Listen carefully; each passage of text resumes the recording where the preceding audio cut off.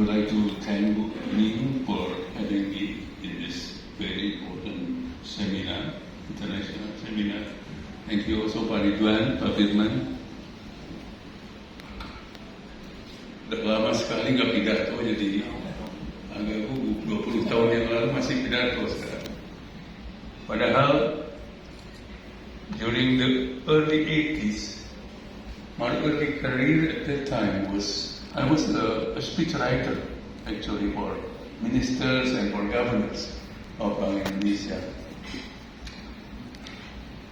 Waktu itu saya tahu bagaimana bikin pidato yang baik. Pidato, kalau orang Amerika memulai pidatonya itu biasanya dengan small jokes supaya break the ice, dan kemudian ditutup dengan small joke, isinya singkat. Kalau orang Indonesia dimulai dengan mohon maaf dan ditutup dengan mohon maaf, isinya joke semua.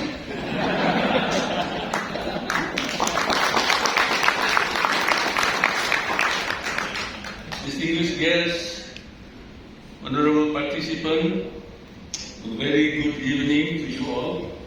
It is a true privilege for me to join today at this important international seminar hosted by LPS, Lembaga Penjamin Simpanan.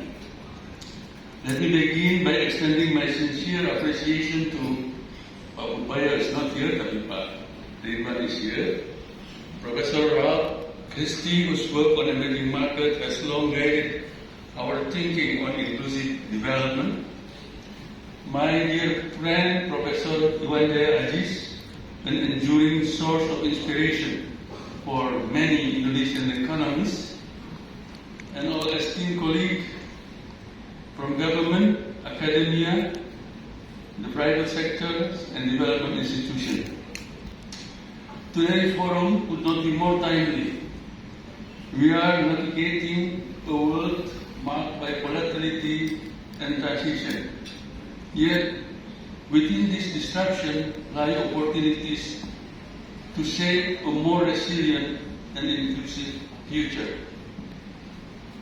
The topic of my remarks, as asked by the organizing committee, is strategic role of MSMEs in the economy, financial stability, and inclusive growth. Ladies and gentlemen, in the past 5 years, the World Uncertainty Index has reflected the turbulence we all feel. Indonesia's uncertainty level stands at 22%, well above our 5-year average of just 16%. We are not alone in this. Across ASEAN, some of our neighbors face even higher levels of uncertainty.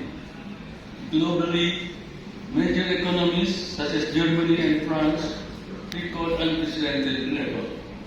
In such an environment, smaller enterprises, our MSMEs, feel the pressure most acutely.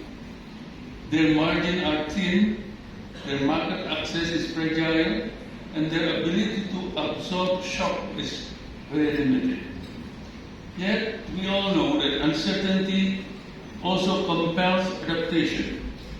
It is often in such time that we see the most agile businesses innovate, diversify, and reach across borders for new partnerships. This is why our response must not be purely defensive. It must be forward-looking, strategic, and collaborative. MSMEs are not a side story in our economy. We all know that they are the central chapter. In Indonesia, they contribute roughly 62% of GDP and employ more than, I think, 90% of our workforce. Across ASEAN, their contribution is equally profound. In Vietnam, for example, MSMEs have posted rapid growth. In the Philippines, their economic share has surged in recent years. These businesses are deeply rooted in communities. When an MSME thrives, it is not only the entrepreneur who benefits. It is the farmer who supplies raw materials, the youth who find employment, and the local market that grow more vibrant. In short, MSMEs are both the heart and the backbone of economic resilience. Beyond their domestic importance, MSMEs are vital to Indonesia's export proceeds. They account for around 15% of our total export, a share that carries the unique characters of Indonesia to global market. From Jepara furniture to Toraja coffee, from traditional textile to processed food, MSMEs bring more than economic value. They carry our identity, our creativity, and our competitive spirit. Nevertheless, many MSMEs still face barriers in scaling their operation to meet the standards, volume, and logistical demand of international trade.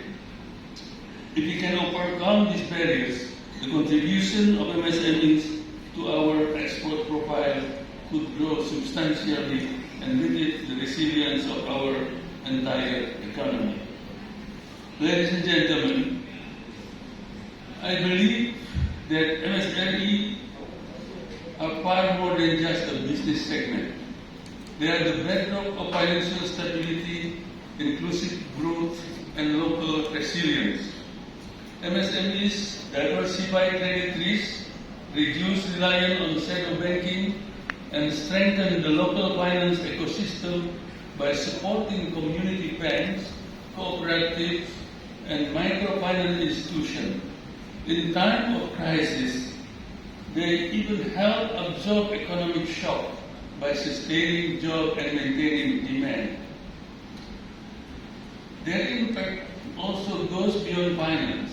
MSMEs are key driver of inclusive growth, creating employment for women, youth, and low-income groups, expanding financial inclusion, and bringing opportunity to rural and underserved communities. They also play a vital role in economic resilience, strengthening supply chain and driving local growth through grassroots entrepreneurship and innovation. To unlock the full potential, we must ensure MSMEs have access to affordable credit, business training, digital financial services, and the regulatory and tax support they need to thrive. Empowering MSMEs is not just an economic strategy, it is a foundation for a more resilient, inclusive, and sustainable future. Ladies and gentlemen, we are all aware that economic resilience is not built in isolation. It is built in the daily interaction between producer and buyers, between innovators and investors, between countries that choose cooperation over competition. The Global South MSMEs are a vital part of this equation.